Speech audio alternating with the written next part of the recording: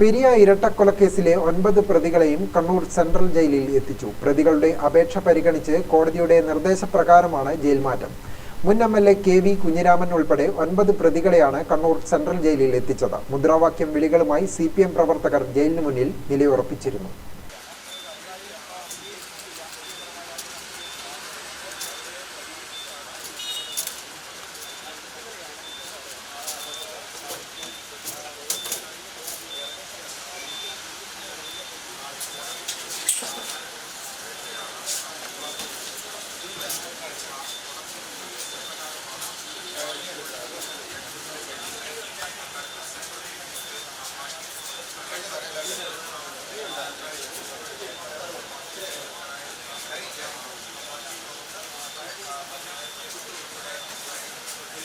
CBI കോടതി ഇരട്ട ജീവപര്യന്തം ശിക്ഷ വിധിച്ച 1 മുതൽ 8 വരെയുള്ള പ്രതികളായ A. Peethambaran, Saji C. George, KM Suresh, K. Anilkumar, G. Gijin, R.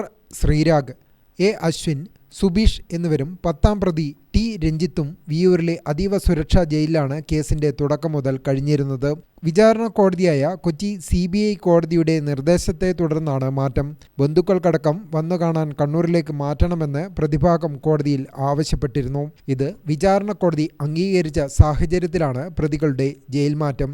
CPIM നേതാവ് P. ജയരാജൻ ഉൾപ്പെടെയുള്ള നേതാക്കളും നിരവധി പ്രവർത്തകരും പ്രതികളെ കാണാൻ ജയിലിൽ എത്തിയിരുന്നു. ഗ്രാമിക ന്യൂസ്, കണ്ണൂർ.